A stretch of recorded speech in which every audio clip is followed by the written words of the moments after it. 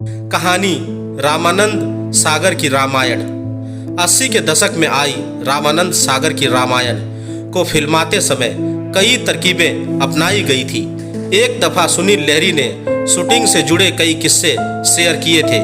इसके अलावा उन्होंने सीरियल में दिखाए गए पुष्पक विमान के बारे में भी बात की थी। उन्होंने बताया था कि पुष्पक विमान कैसे तैयार किया गया था।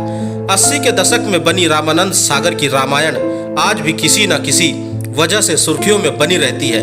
ये सीरियल उस दौर में बनी थी जब ना तो VFX था और ना ही CGI तकनीक मौजूद थी।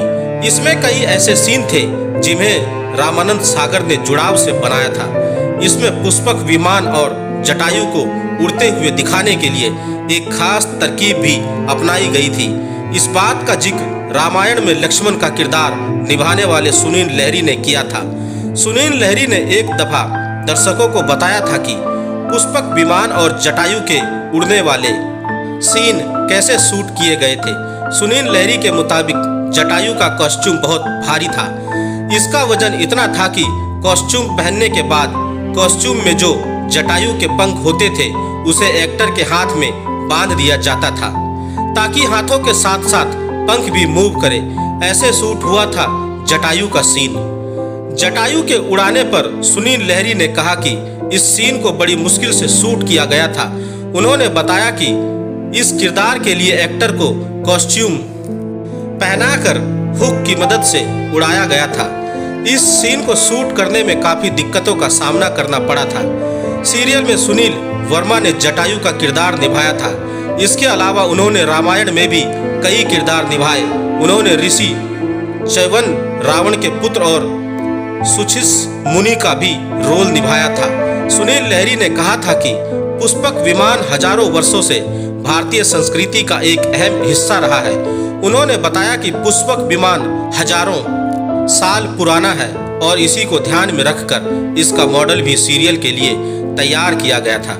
सुनील लहरी ने कहा कि पुष्पक विमान को आज तक किसी ने नहीं देखा था, इसलिए सीरियल में दिखाया गया पुष्पक विमान कल्पना पर पेश था। उनके अनुसार इसके लिए कुछ स्केच तैयार किए गए थे जिसे रावण के व्यक्तित्व को ध्यान में रखते हुए बनाया गया था। कुछ लोगों से बात करने के बाद इसका फाइनल स्केच रेडी किया गया था और इस तरह पुष्पक विमान का डिजाइन तैयार हुआ था। इसके अलावा सुनील लहरी ने राम रावण युद्ध की शूटिंग से जुड़ा भी एक किस्सा शेयर किया था। इस सीन में कई सैनिक दिखाए गए थे लेकिन असल में ऐसा नहीं था। सुनील लहरी ने बताया था कि इस सीन में काफ़ी लोग मौजूद थे। इसे शूट करने के लिए स्टूडियो के अंदर करीब 8 फुट ऊंचे शीशे लगाए गए थे। इसमें एक हिस्से को इसलिए तोड़ दिया गया था ताकि वहां कैमरा लगाया जा सके। कैमरे को कुछ तरह से एडजस्ट किया गया था कि वो शीशे में नजर ना आए। इसी सेटअप से ऐसा इफेक्ट क्रिएट किया गया था कि ऐसा लगे कि वहां हजारों लोग मौजूद हैं। इसी का एक प्लेट बनाकर रावण और राम के पीछे क्रोमा के जरिए सेट किया गया था।